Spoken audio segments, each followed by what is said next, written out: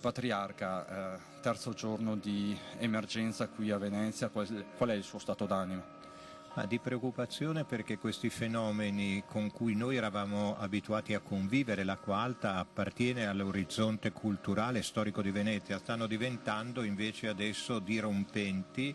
Un anno fa, il 29 ottobre, un fenomeno simile a questo, adesso in questo momento la città è al 65% sott'acqua.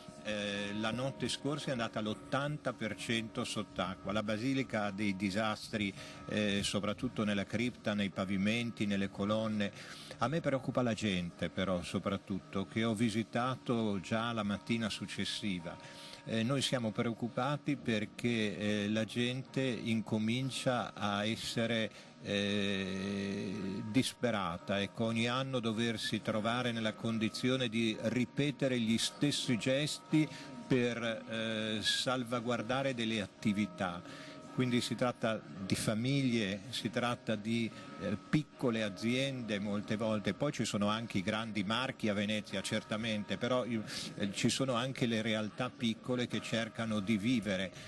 Qualcuno mi ha detto ma non riusciamo più a sopravvivere se ogni anno succede questo. Ecco, questa è la mia preoccupazione. Poi sa, delle 120 chiese che abbiamo in Venezia e nelle isole, 60 sono andate sott'acqua, con danni ingenti, soprattutto per le comunità che sono ferite, vedendo che in modo ricorrente succedono questi atti di fronte ai quali ci si chiede come mai il Mose, che è 30 anni che tutti ne parlano e tutti ci lavorano dietro, non entra in funzione. Adesso aver sentito una data che ci porta oltre il 2021 è una cosa che ci preoccupa perché in autunno, non solo in autunno ma soprattutto in autunno, ci sono questi fenomeni particolarmente pronunciati di acqua alta.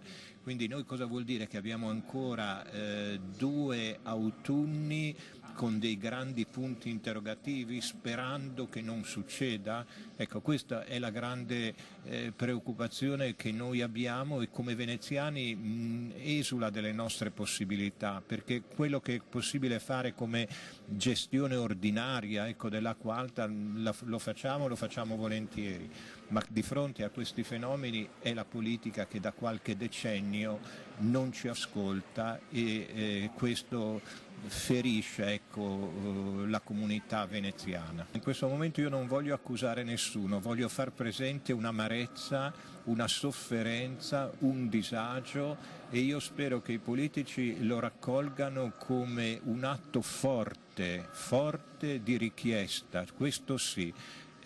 Guardando con speranza al futuro, chiedendo però di non ripetere gli errori del passato, questo certamente. E lei cosa dice in questi giorni ai suoi fedeli disperati? Quali parole di conforto usa? Ma guardi, in queste circostanze ho già vissuto altre vicende del genere, quello che più conta è la vicinanza del vescovo. Io ho camminato per ore nell'acqua alta e ho voluto camminare certe volte da solo visitando alcune zone, altre volte col sindaco, per dire alla gente con questa presenza non siete soli. Ecco, perché il messaggio che io vorrei che passasse ai nostri veneziani è chi in qualche modo ha una responsabilità pubblica in ambito ecclesiale o civile non vi lascia soli, è presente, viene a visitarvi nel momento della difficoltà. E allora lei capisce il discorso che facevamo prima sulla politica invece nazionale che la percepiamo un po' disattenta rispetto alle esigenze necessarie, ecco, non voluttuarie della comunità veneziana. Cosa chiederà al ministro Franceschini che fra pochi minuti arriva? Guardi, in un modo un pochino più tecnico tutto quello che ho detto a voi.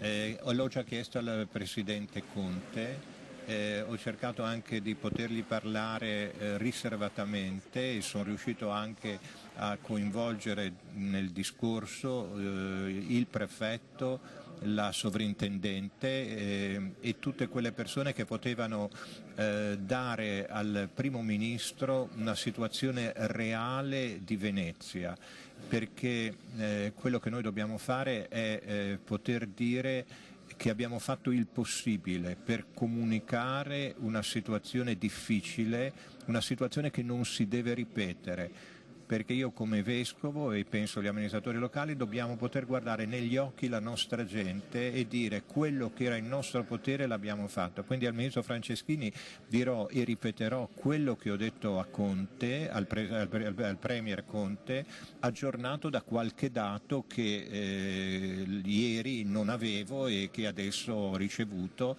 e che delinea una situazione ancora più difficile. Dirò a Franceschini che le cose che ho detto al ministro Franceschini dirò le cose che ho detto al Premier Conte, dicendo che le avevo già riferite a Conte e che a lui aggiungo alcune precisazioni che sono dati che ho acquisito adesso. Ecco, che dati? Ci può anticipare qualcosa? Ma il tipo di sofferenze che lui è il ministro dei beni culturali, no? Che i nostri beni hanno avuto, ma soprattutto che questo genera sconforto nella gente, sconforto nelle comunità parrocchiali, sconforto nei giovani, sconforto nelle persone anziane, ecco, che si sentono abbandonate perché vedono spazi per loro cari che conoscono da sempre, che condividono con gli altri e che hanno rappresentato momenti importanti della loro vita, lasciati un po' all'incuria, al caso. Ecco, io devo ancora raggiungere alcune realtà delle isole, ma mi dicono che Murano, la Basilica di San Donato è stata lesionata, ma non solo questa. Se cito Murano e non cito gli altri farei dei torti alle altre situazioni, ma dovrei fare un rosario di parrocchie e di chiese che sono state in qualche modo lesionate. Io vorrei far capire al Ministro che certamente la lesione degli immobili però costituisce una ferita profonda delle comunità che vivono e amano quei luoghi e quegli spazi.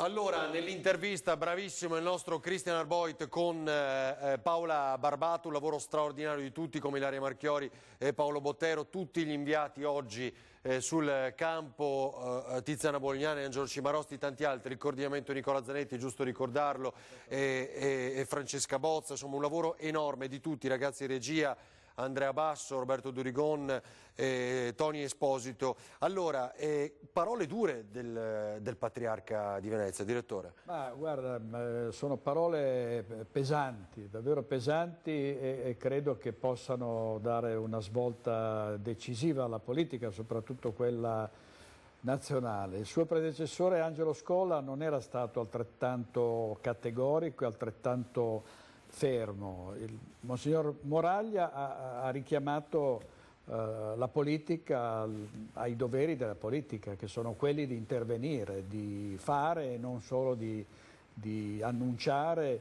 e di promettere. Monsignor Moraglia vive nella zona più allagata di Venezia, il Patriarca, San Marco, la basilica che dicono gli esperti ha subito danni gravissimi e potrebbe veramente deteriorarsi in maniera allarmante con l'acqua salmastra che sale lungo i muri e le strutture e ovviamente le indebolisce e le rende più fragili. È un richiamo fortissimo quello di Francesco Moraglia, anche perché immaginiamo che queste parole ovviamente rese alle nostre emittenti e quindi diffuse dalla televisione siano state pronunciate in modo molto attento e calibrato. Immagino che nei rapporti privati con i politici che sono arrivati qui in Laguna il discorso possa essere stato anche molto più fermo e forse anche molto più duro. Monsignor Moraglia dice in poche parole Qui siamo in una situazione che continua ad aggravarsi, lo siamo da molto tempo, questo è anche, credo, e la politica non può fare soltanto finta di occuparsene. La storia del Mose da questo punto di vista è qualcosa di agghiacciante. Pensate, è stato progettato nell'88 e sono iniziati, ricorderete il modello, sembrava il modulo che era stato messo proprio lì in bacino San Marco e che rappresentava il futuro della difesa di Venezia. Beh, a quel modulo poi è seguito il progetto faraonico di ingegneria idraulica che si è detto più volte anche da tecnici stranieri che molti paesi avrebbero anche imitato. Pensiamo ai giapponesi che sono venuti a visitare proprio il Mose mentre era in costruzione, perché risultava anche a loro che la tecnica italiana era di altissimo livello. Ebbene, è dal 2001 che si aspetta che questa enorme struttura, questa grande incompiuta in mezzo alla laguna, proprio vicino al Bacan, che è quella lingua di sabbia dove i veneziani vanno con le barche nei mesi estivi, che in qualche modo iniziasse a funzionare. Sono stati fatti degli scavi, è stata scavata una zona enorme, no? Quindi mettendo anche a repentaglio la morfologia della laguna con l'innalzamento comunque delle maree, perché più scavi più acqua arriva. Insomma, dopo tutti questi anni siamo ancora lì.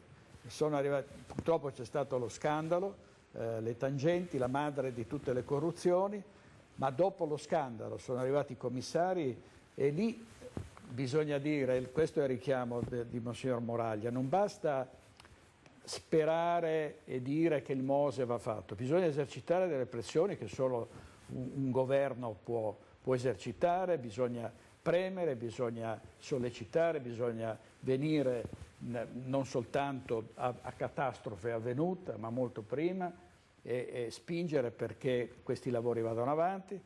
E tutto questo non è stato fatto, perché alla fine l'indifferenza è stata assoluta. Si parla del Mose soltanto quando succedono queste alluvioni, ma quando succedono è troppo tardi. Quindi la prevenzione è mancata e soprattutto è mancata l'azione, devo dire, non soltanto della politica nazionale, anche della politica locale, perché non basta dire sì, lo faremo nel 2018, poi no, 2020, adesso siamo arrivati al 2021, forse, diceva Moraglia. Neanche aprile ma dicembre. Neanche aprile ma dicembre siamo già stati allagati un'altra volta, no? Voglio dire, allora bisognerebbe fare di tutto per farlo in aprile. Non è che si può dare lezioni, noi non siamo, diciamo, ingegneri o tecnici in grado di dare, per carità, no? Ce ne guardiamo bene. Però siccome sono stati spesi 8 miliardi di euro, adesso c'è un altro commissario, la Spitz, a sua volta anche il commissario è stato nominato il sindaco Brugnaro, che avrà una bella gatta da pelare. Ma insomma non si può continuare a rinviare decisioni ed azioni che sono inderogabili, no? Bisogna portarlo a termine. È al 95% dei lavori conclusi, no? Quindi a questo punto ci si aspetta che il restante 5% venga fatto non in 2 anni, ma in un anno e mezzo. Prima, veloce, presto. Allora, c'è Ilaria Marchiori? Sì, con Paolo Bottero, li vedo. Non so se siete allo stesso punto all'inizio ai 3 punti. Dove siete? Ila, vai. Sì, ci stanno vedendo, Paolo. Eccoci, sì, siamo venuti proprio qui per farvi vedere la differenza da qualche ora fa. Dunque da stamattina ci troviamo nella zona dei 3 ponti, adesso si può tranquillamente scendere. Vedete? Non so se vi ricordate com'era stamattina, vi avevo fatto vedere questo punto in cui era un tutt'uno con l'acqua e in cui l'acqua arrivava alle ginocchia. e invece adesso è scesa, quindi questo significa che la marea ha iniziato a scendere e anche velocemente. Sta continuando a piovere, il vento però non c'è, dunque probabilmente quello che avevano detto di guardare insomma tra le 15 e le 16 quale sarebbe stato lo stato del vento, e attualmente il vento non c'è, non si sente, per cui questo farebbe ben sperare che per oggi questa giornata possa finire così senza che arrivi un'altra acqua alta eccezionale. Scusa, ma vedo passare delle facce conosciute al tuo fianco, Christian Arboit e Paola Barbato. Sì, abbiamo... Hai la sì, possibilità infatti di sono proprio qui e vi assicuro che sono... Assolutamente, assolutamente, lo intervistiamo subito. Christian, che ha fatto come allora, perché io e Christian ci siamo sentiti solamente al telefono. Un lavoro straordinario, dice Ferdinando, e adesso è anche molto provato. Ma oddio, siamo un po' provati io e Paola, devo essere sincero, però diciamo che perlomeno speriamo che tutti gli impegni che abbiamo sentito oggi attraverso i nostri politici e i vari rappresentanti istituzionali diventino realtà, insomma. Sì, secondo te lo faranno davvero, perché tante persone sono sfiduciate? C'è molta disperazione, soprattutto tra i negozianti del centro, perlomeno per quello che abbiamo sentito questa mattina. Ci sono persone veramente che rischiano il fallimento e ce l'hanno detto chiaramente. Ecco, avete sentito persone che rischiano il fallimento, come anche la signora con cui abbiamo parlato questa mattina. La situazione è disperata, quindi a questo punto deve essere veramente la politica che interviene e che fa qualcosa, perché altrimenti da sola questa volta la città non ce la può fare, oggettivamente i danni sono troppi. Assolutamente, assolutamente, e non c'è solo la Basilica, non ci sono solo i grandi monumenti, quelli che tutto il mondo conosce, ma c'è proprio una comunità intera in ginocchio, quello che abbiamo visto.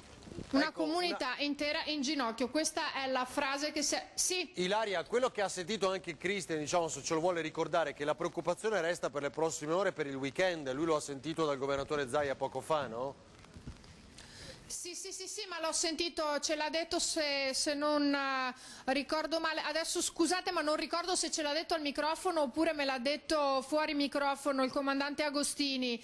La preoccupazione è per il fine settimana, non tanto per la giornata di sabato, perché ci si dovrebbe attestare intorno ai 130, quanto per la mattinata di domenica, che però non dovrebbe raggiungere picchi troppo elevati, ma è troppo presto, questo lo dicono, è troppo presto, perché come abbiamo visto in questi giorni e ormai in questa settimana si può cambiare tutto velocemente, al di là di ogni previsione, per cui bisogna aspettare di ora in ora. Direttore, non è finita. Non è finita, volevo dire a Ilaria, che è stata bravissima come tutti i nostri inviati, che prima proprio in questo punto avevi intervistato una signora con un fazzoletto che era la bibliotecaria dell'università, ed è la Silvia Nizzolo, che è la presidente dei malati reumatici del Triveneto. Adesso non c'entra niente il fatto che fosse a Venezia, dove diciamo i reumatismi sono la prassi, no? Sono la regola, migliaia di persone sono affette da reumatismi a Venezia. Per l'umidità, che volevo dire a questo punto, rappresenta un problema serissimo anche per coloro che affittano gli appartamenti, no? Chi affitta appartamenti ai turisti, e parlo degli appartamenti a piano terra, ha il terrore di sentirsi dire dall'affittuario, da chi affitta questi appartamenti, guardi, ma io non sapevo che ci fosse questa umidità, no? Che l'umidità cresce a seconda di quanto i muri sono impregnati di sale, quindi purtroppo uno dei danni di queste alluvioni eccezionali è che il sale aumenta, e oltre a sbriciolare poi a lungo andare i mattoni, che poi si vede proprio alla base del pavimento, si vede come una polvere rossa, ma soprattutto diventano locali umidissimi, e anche chi ci abita ovviamente ne paga le conseguenze proprio dal punto di vista fisico. Quindi hai fatto bene, ho visto che è stato un incontro casuale, ma è una persona che di questo si occupa. Va bene. Allora, Ilaria, voi state rientrando, insomma, sento ancora piovere però, no? Sì, anche perché no, volevo rispondere un attimo al direttore, esattamente come ha detto lui, e l'umidità la stiamo sentendo oggettivamente anche noi, come tutte le persone che in questo momento si sono trovate sotto l'acqua, perché oltre che esserci entrati poi il risultato qual è? Quello del freddo, del vento, e quindi l'umidità si fa sentire davvero molto forte. Però in questo momento la cosa importante è che l'acqua sia scesa e stia scendendo velocemente, probabilmente scenderà in fretta anche a Piazza San Marco, si potrà stare tranquilli almeno per qualche ora, speriamo almeno per 24 ore. Va bene, quanta autonomia avete ancora? Mettiamola così. Ferdinando, devo essere onesta, pochissima, abbiamo veramente pochi minuti, non abbiamo più batterie, non le ha più nessuno di noi, non abbiamo nemmeno più la riserva, perché abbiamo documentato tanto tutti e quattro qui stamattina, io con Paolo Bottero, poi con Christian Arboit, Paola Barbato, per cui insomma la carica è quella anche per la nostra attrezzatura. Va bene. Allora, Ilaria, grazie davvero, credo, direttore. A tutti. Li salutiamo e li ringraziamo. Noi continuiamo con gli aggiornamenti però, perché non è mica finita. Grazie Ilaria Marchiori e Paolo Bottero, Christian Boit, Paola Barbato. Do un paio di notizie al volo. Scuole chiuse anche domani in tutti i comuni dell'Alpago e a Feltre, ci fa sapere Tiziana Bolognani, mentre Anna Maria Parisi ci gira un video. Tony, riusciamo a mostrarlo? Credo Ponte della Libertà. Audio? Nel momento, eccolo qua, c'è l'acqua che invade il ponte, questo è l'altro. Questo è un altro 66, è una roba pazzesca, cioè non potete capire sul ponte che cosa c'è. C'è il mare praticamente sul ponte, una cosa allucinante. Mai visto una cosa del genere, mai vista. Mai visto una cosa del genere. Arrivano le ondate, cioè, lo probabilmente il mare si sta riversando sul ponte della Libertà. Pazzesco, pazzesco veramente. Acqua, voglio dire, quasi stagnante, nel senso che è un punto bassissimo della laguna, per cui vi è il vento che manda questi schiaffi di acqua. spazza proprio sì. il ponte della Libertà.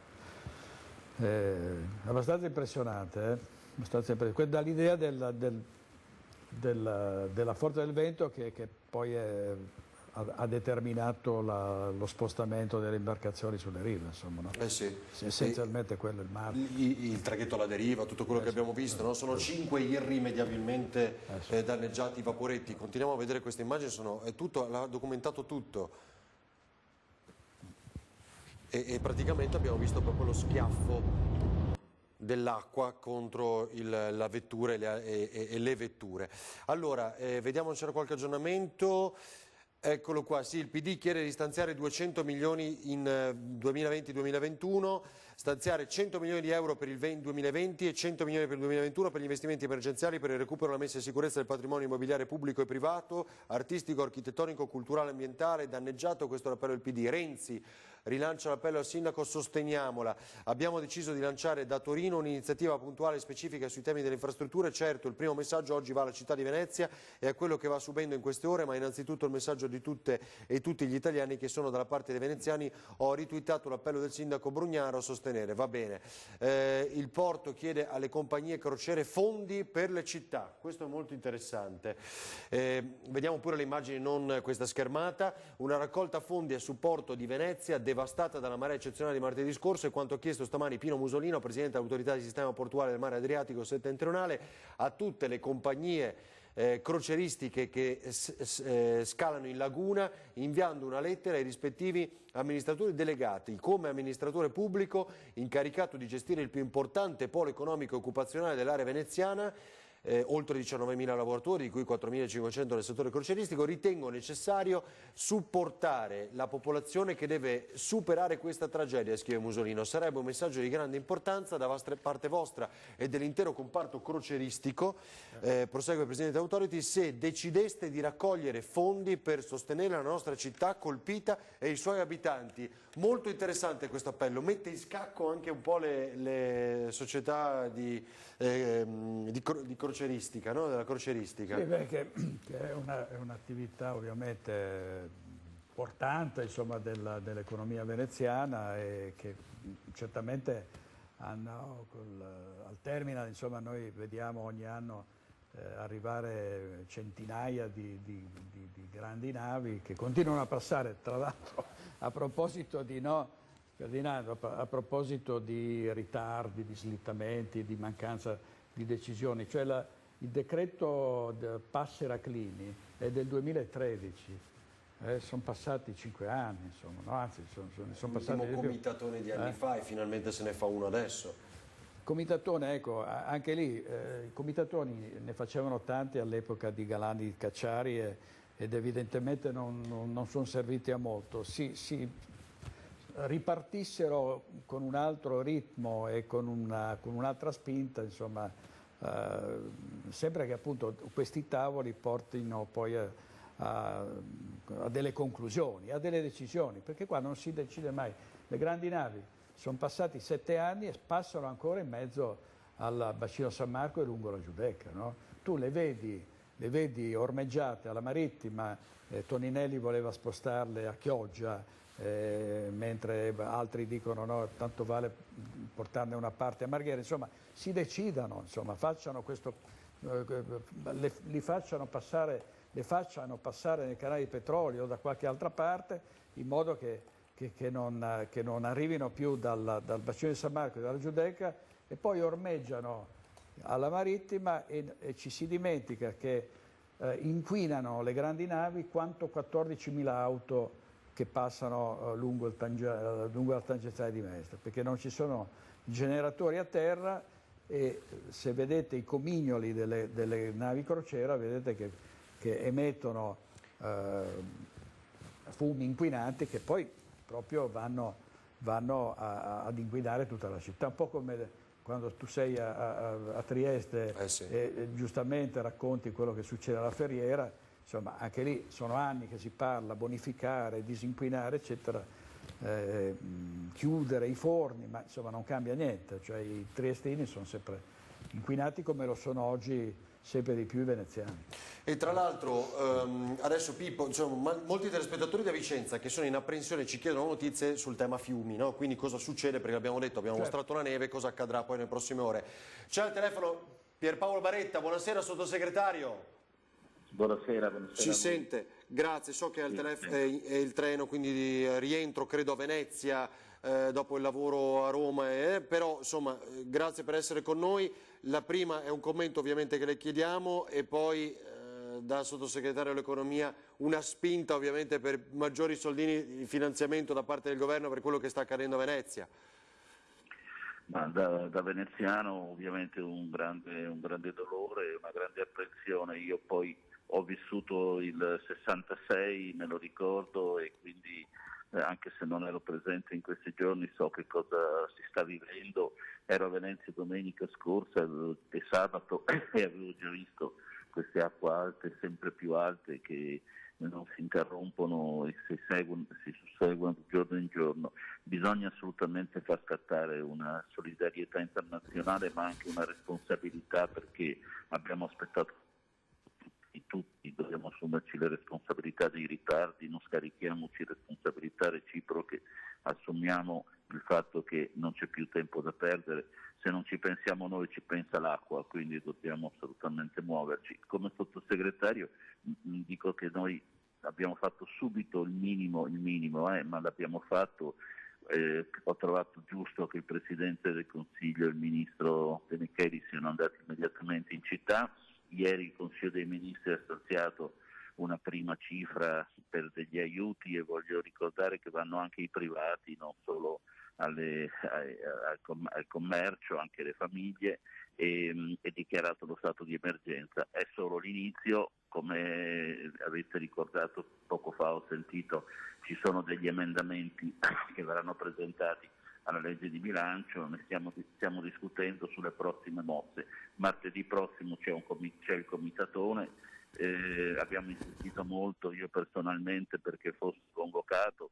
era stato convocato l'ultima volta nel novembre del 2017 e adesso all'ordine del giorno c'è veramente il programma: completare il MOSE, definire i decreti attuativi sulle bonifiche, cioè superare i ritardi e sciogliere finalmente, che mi auguro, spero, e per questo mi batto, la questione delle grandi navi. È stato nominato anche il commissario al MOSE, che deve ovviamente riattivare il tutto, quindi facciamo sul serio, questo bisogna che ce l'abbiamo chiaro.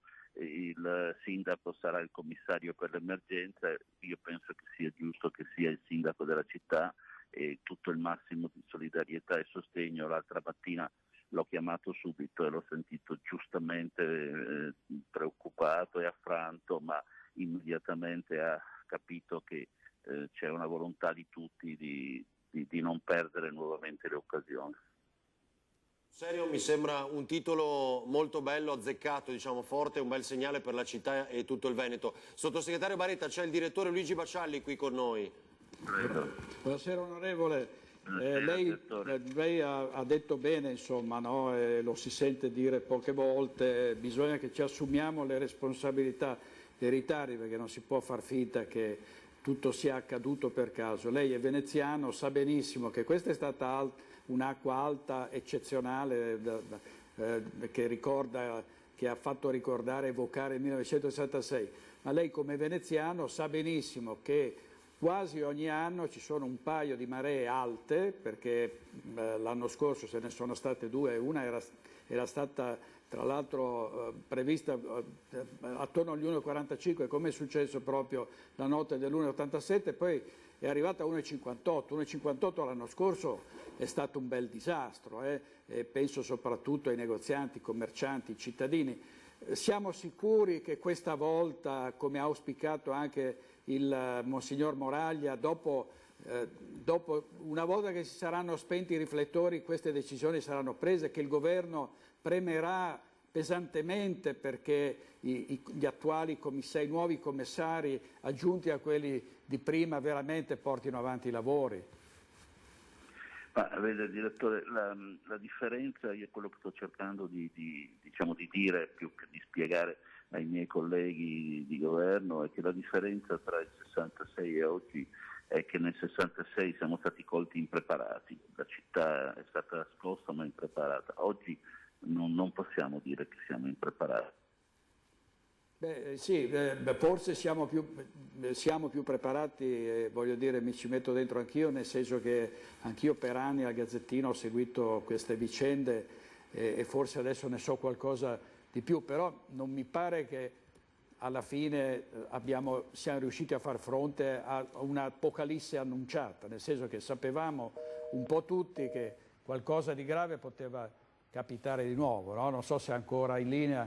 Forse è caduta la linea, l'avevamo detto, era in treno. No? No, nel senso che siamo preparati e sicuramente siamo più attrezzati come conoscenze, come anche tecnologie, ma se poi le tecnologie non riusciamo ad utilizzarle, c'è il giallo di questo MOSE che sembrava potesse essere comunque in funzione, potevamo metterlo, poteva essere messo in funzione, ma non lo si è fatto perché non si è capito bene perché. Cioè i commissari hanno ammesso che hanno esitato a fare alzare le paratie e che da questo erano stati tentati. Cioè, forse quello che è successo l'altra notte con l'1,87 potevamo evitarlo, no? Anche su questo bisognerebbe forse fare dei ragionamenti sereni senza così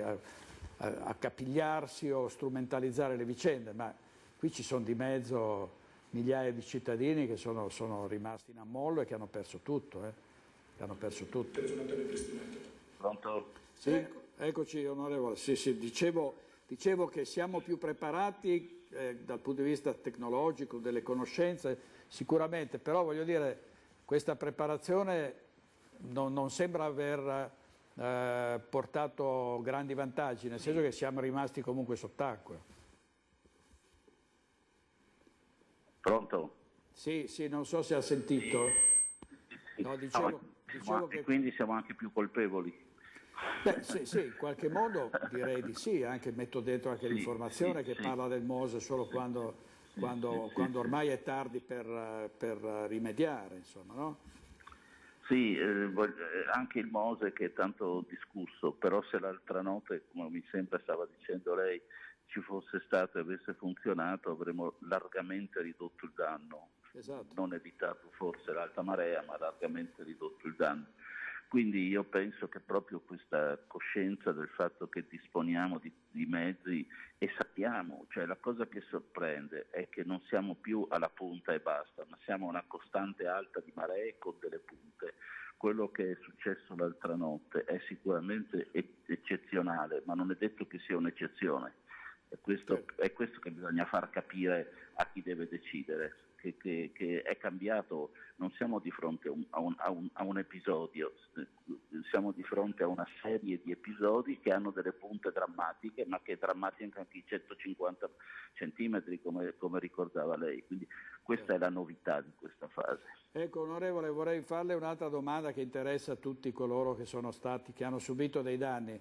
È stato confortante sentir dire dal Presidente del Consiglio Conte 5.000 euro ai privati e ancora di più ai commercianti, ma ecco, sui tempi di queste erogazioni e sui modi ne sapremo qualcosa di più? I veneziani possono fidarsi di questa disponibilità dell'esecutivo? O come a volte molto spesso succede, si dice vi daremo, arriveranno gli indennizzi eccetera, poi bisogna aspettare molto tempo, come lei sa bene, anche per i truffati dalle banche, no? Sì, è una condizione molto diversa perché qui i soldi sono stati già stanziati, c'è la copertura, noi come Ministero dell'Economia abbiamo assicurato la copertura e ripeto è solo un primo stanziamento.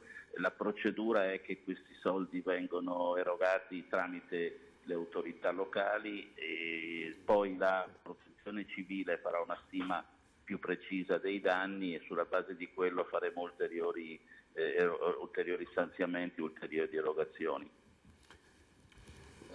Sottosegretario Baretta, grazie per essere stato con noi, davvero quel titolo che vorremmo dare è facciamo sul serio, questo è un segnale forte e importante della chiacchierata e il dialogo che ha avuto adesso con il nostro direttore Baccialli. Grazie davvero, buon lavoro. Grazie a voi, buona serata.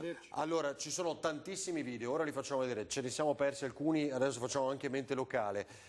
Però non solo Pippo, ma tanti, il nostro telespettatore che ci ha segnalato il momento esatto, perché l'avevo vista oltre alla dichiarazione di Luigi Di Maio, ma c'è un video e in quel video che dura più di 23 minuti ci ha segnalato, e lo ringraziamo, il momento esatto in cui in teoria parla della questione Venezia, il Ministro degli Esteri. Proviamo a proporlo se appunto è proprio questo il momento. Rivolta ai flussi migratori, ma è rivolta ad un altro grande problema che è quello del terrorismo, perché avremmo in quel caso cellule terroristiche che si ingrossano e crescono a poche centinaia di chilometri dai nostri confini, dalla nostra Sicilia, quindi è un tema di sicurezza nazionale.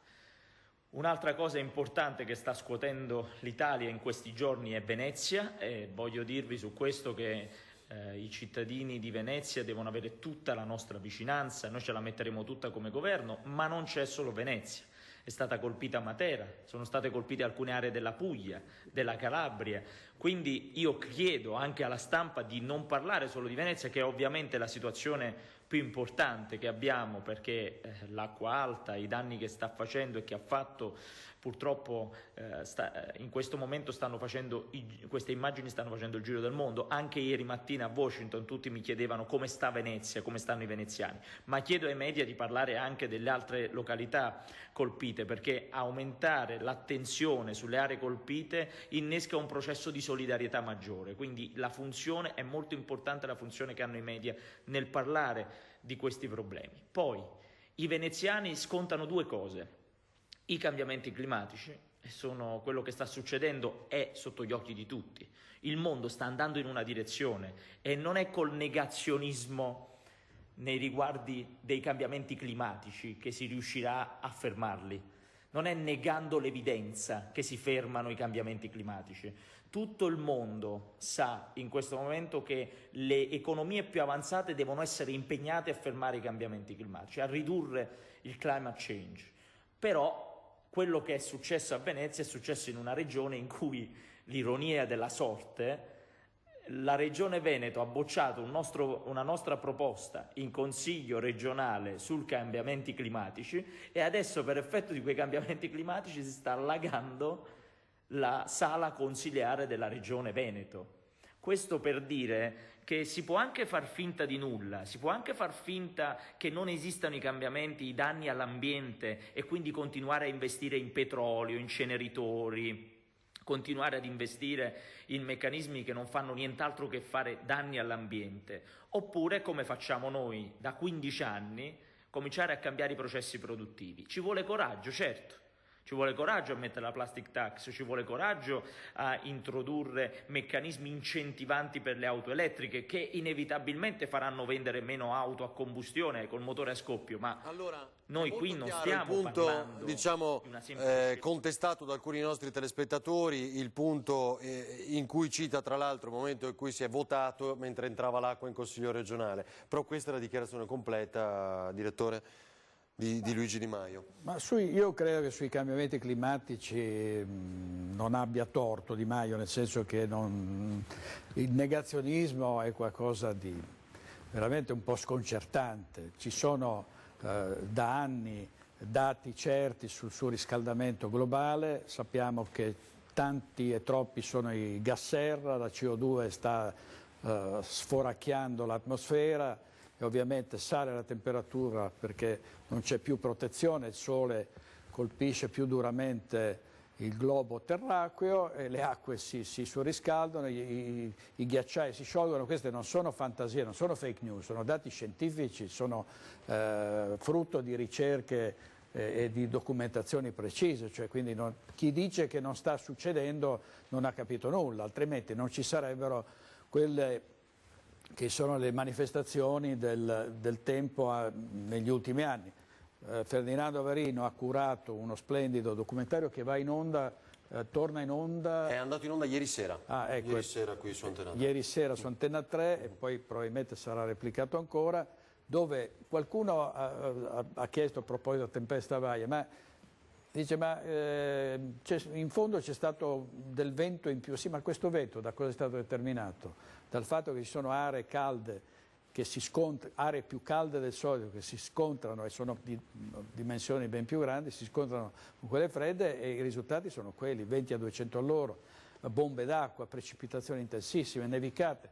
L'Alto Adige oggi è sotto un metro di neve, insomma, no? È chiusa la strada Alemagna per andare da Cortina d'Obbiaco. Non è che sono invenzioni di qualche scriteriato.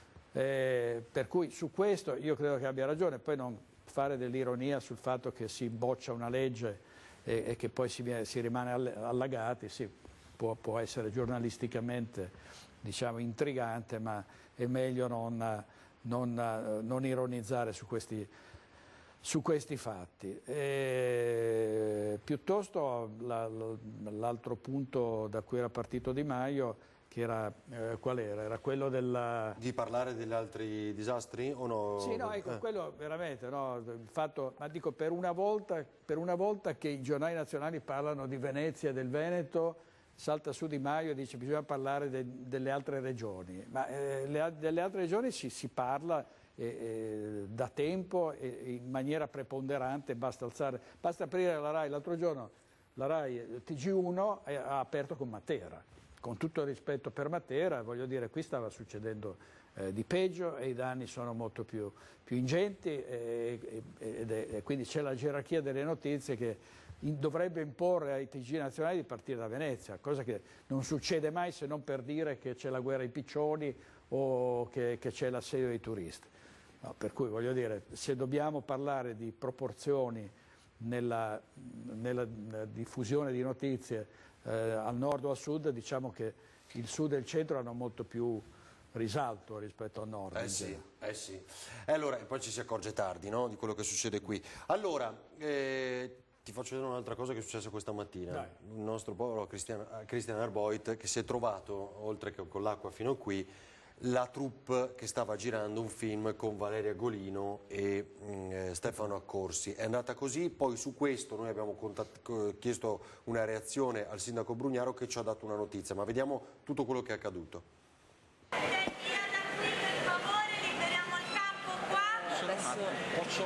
Noi siamo in diretta su Antena 3, stiamo documentando. Dovete andarvi là a farlo, qui stiamo girando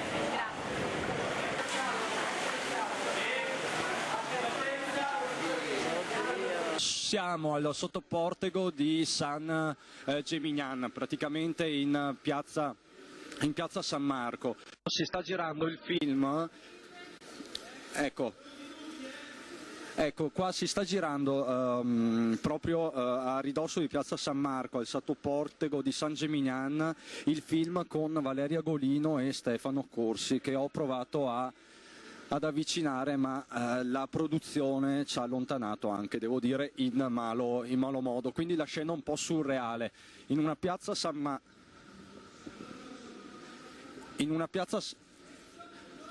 stanno girando nonostante la situazione e devo dire che non ci hanno trattato nemmeno tanto bene, però adesso provo magari ad avvicinarli quando terminano la scena. In una piazza San Marco sommersa dall'acqua, the show must go on, si potrebbe dire, e quindi insomma non so, resto un po' perplesso, devo essere sincero. C'è Valeria Golino, ecco Valeria Golino.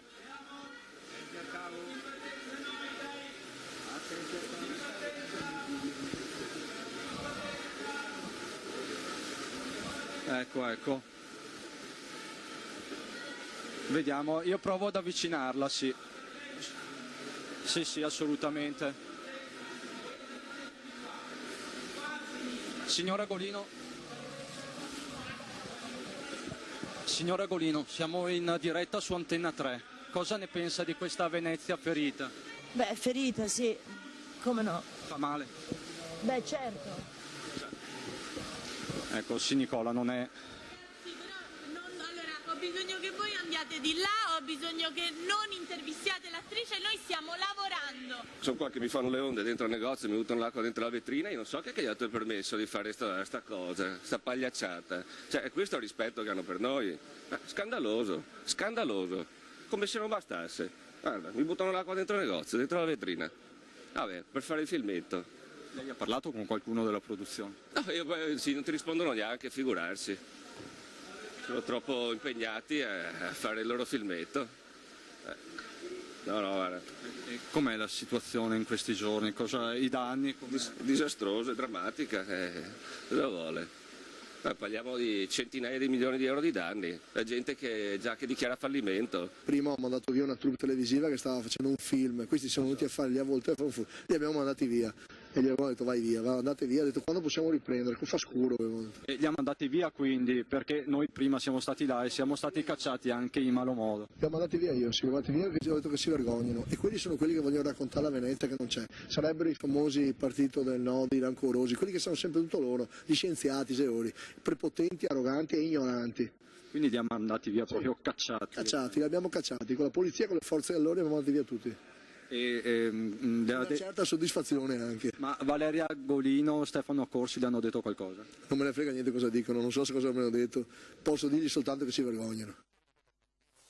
Durissima, questa è stata una polemica stamattina con molti telespettatori che poi hanno reagito in diretta perché noi siamo stati accolti così, diciamo. Dopodiché è vero che è anche importante che ci sia il racconto di questi territori che porta ricchezza, però, no, diciamo, è l'atteggiamento, no, che dà fastidio, perché quella ragazza si chiama blocker professionalmente, il suo ruolo è quello di blocker. I blocker sono dei ragazzi pagati anche non tantissimo, che sono incaricati di proteggere il set, quindi da qualsiasi tipo di intrusione. Si dice di evitare che entri all'interno dell'area del set, che poi non capisco, ecco, la difficoltà del blocker in questo caso in un'area come San Marco, non capisco come si possa appunto bloccare la folla che c'è sotto i portici, soprattutto durante le giornate con condizioni di questo genere. Quindi l'atteggiamento è sbagliato, il ruolo è quello. È giusto che le produzioni cinematografiche, lo dico perché come presidente della Veneto Film Commission il nostro mestiere è quello di far arrivare queste truppe in Veneto perché portino lavoro qui con manovalanza locale, almeno si spera che la manovalanza locale aumenti e ovviamente diano risalto non soltanto a Venezia ma soprattutto a tutto il resto del territorio, ai paesi, alla Valdobbiadene, al Polesine, a tutte le zone che in genere sono molto dimenticate. Non c'è soltanto Venezia, Verona, Giulietta Romeo, no, c'è anche il resto del Veneto, le Dolomiti, sono paesaggi, location fantastici. Per cui è bene che le produzioni cinematografiche arrivino qui, però che tengano anche presente quelle che sono le condizioni in cui tutto questo avviene. Se c'è l'alta marea a 1,50 con tutti i disagi che questo comporta, ostinarsi a girare un film davanti ai negozianti in mezzo alla gente e pretendere che nessuno passi e che Cristiano Arboito non possa intervistare un'attrice mi sembra veramente eccessivo e anche sbagliato. Allora, volevo far sentire, Tony, dal computer il ministro Franceschini, che oggi abbiamo avvicinato più volte, il nostro stalker Cristiano Arboito poi lo ha insistito nell'intervista. Bravissimo, davvero, come tutti oggi abbiamo detto. Risentiamo il ministro Franceschini, il quale poi in diretta con le nostre emittenti ha detto che dal pomeriggio di oggi sarebbe stato attivato, stiamo aspettando il numero di SMS solidali, passaggio importantissimo. Vediamo Franceschini. È impressionante, io sono venuto per cose operative, non per fare passerelle. Bisogna capire qui i danni enormi al patrimonio culturale, vedendo si capisce il disastro che è reale e quindi davvero serve un impegno enorme dello Stato, di tutta la comunità italiana a sostegno di Venezia, non solo perché è un simbolo ma perché qui è danneggiata la vita di migliaia di persone, di imprese, quindi è un impegno che è partito ieri con le prime misure per l'emergenza ma deve proseguire in modo strutturale nel tempo. Ministro, scusi. Abbiamo ragionato di diverse cose concrete con il sindaco. Adesso ci sarà un incontro con i sovrintendenti, con tutte le strutture, sono arrivati i carabinieri per la tutela del patrimonio culturale, i cosiddetti caschi blu della cultura. Queste sono le misure per l'emergenza, qui c'è un problema enorme che va dal MOSE, dal funzionamento del MOSE, ma anche degli interventi che per risarcire tutte le attività commerciali, private che sono danneggiati. Io sono entrato in diversi negozi allagati, nonostante le barriere, quindi il problema è enorme, vorrei che la comunità italiana e internazionale se ne rendesse conto fino in fondo. Il Consiglio dei Ministri ieri ha varato lo stato di calamità, basta questo? Questa è la prima cosa, sono 20 milioni per le prime urgenze, certo qui servono cifre ben diverse. Rifinanzieremo la legge speciale per Venezia e andrà fatto molto di più. Certo, invece per quanto riguarda il MOSE c'è volontà di completarlo? È saltato, vediamo se riparte. Finita. Ah, era finita?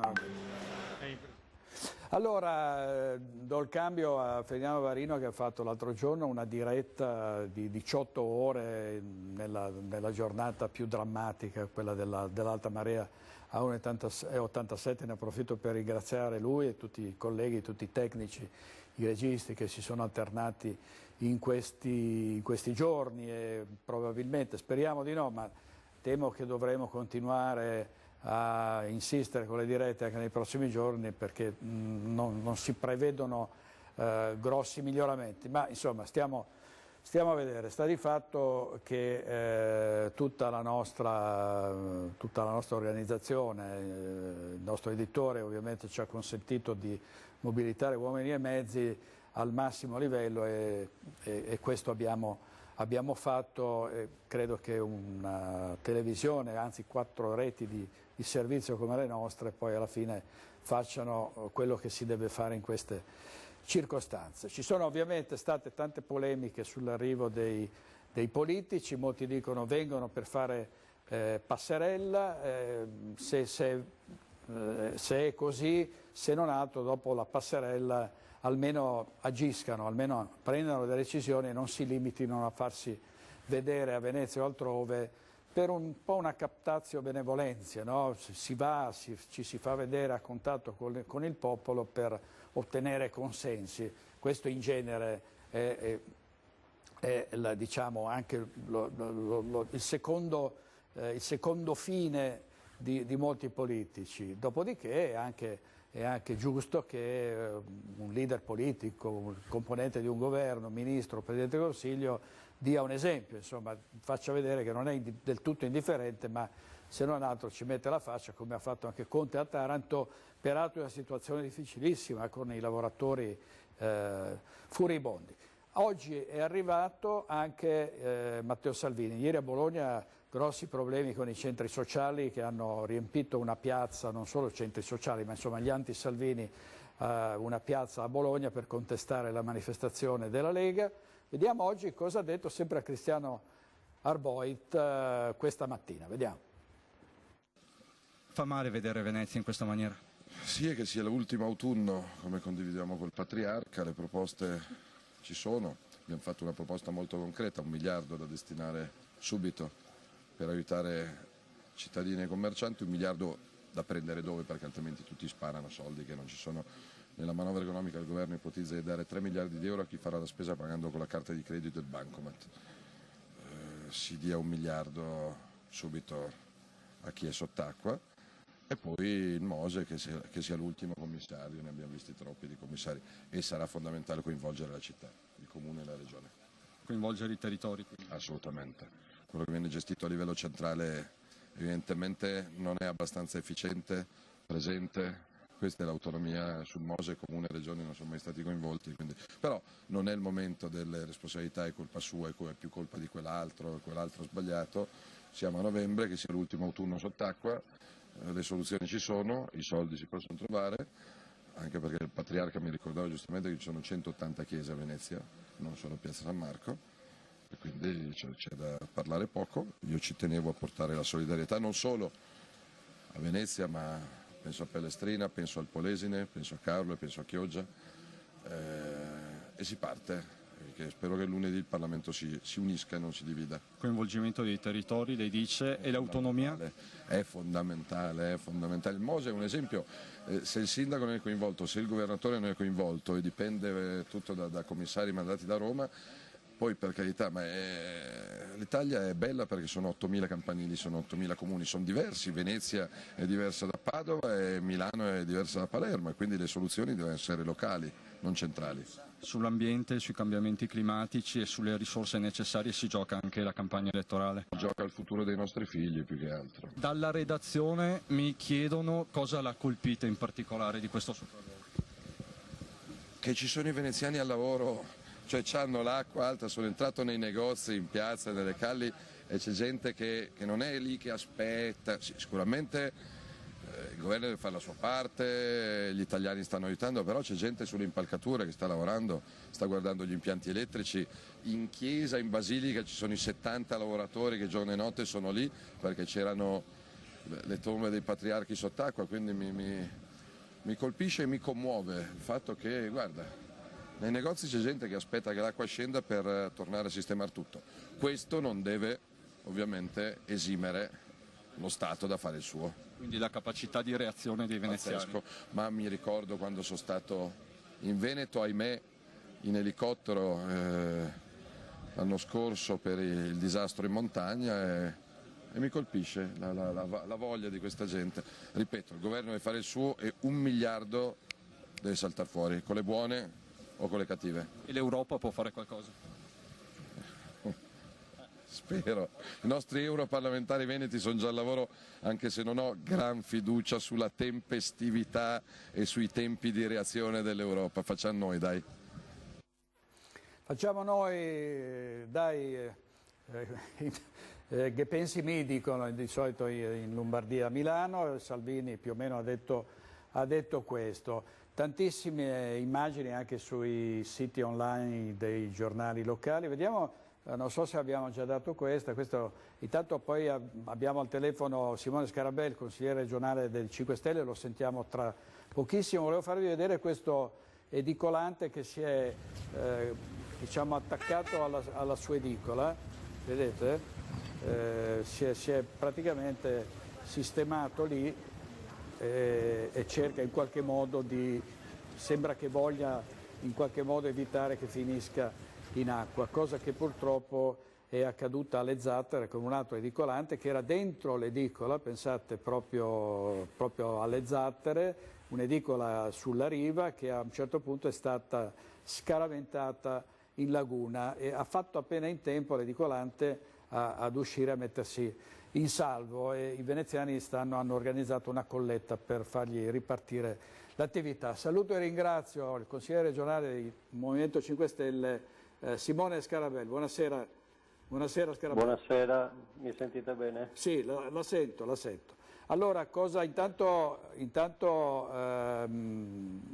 pensa di quello che è accaduto adesso in queste ultime ore? L'acqua sta scendendo finalmente, ma certo i danni sono ingentissimi, abbiamo già avuto occasione di parlarne. Ha sentito, abbiamo dato le dichiarazioni di Di Maio, dove insomma ironizzava sul fatto che il Consiglio regionale la Giunta regionale avesse bocciato la richiesta di un provvedimento contro le emissioni, insomma, in sostanza per i cambiamenti climatici, e che poi dopo questa bocciatura ci sia stato l'allagamento del Consiglio regionale, no? Come se si fosse trattato di un segnale dal cielo, no?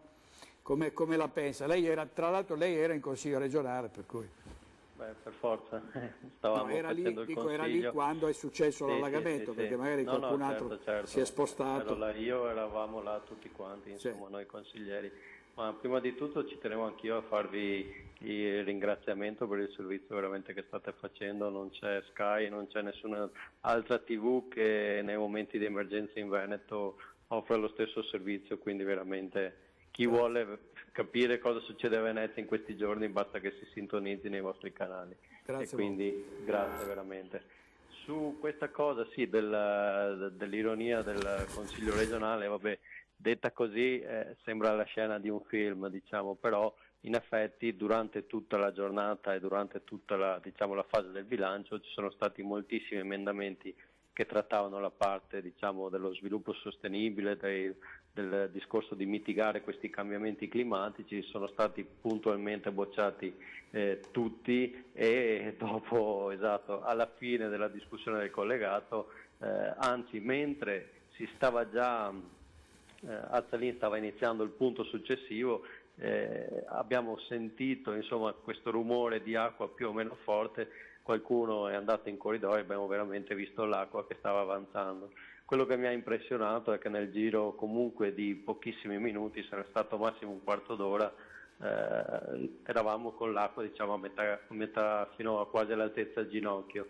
Esatto. E quindi c'è chi polemizza che non dovevamo essere là, bisognava andare via prima. Io comunque sono, tra virgolette, nella disgrazia. Ringrazio di essere stato testimone di questa situazione, perché ci fa rendere conto di cosa significa trovarsi a Venezia in una situazione del genere. Ecco, in effetti ha detto una cosa davvero credo giusta, nel senso che queste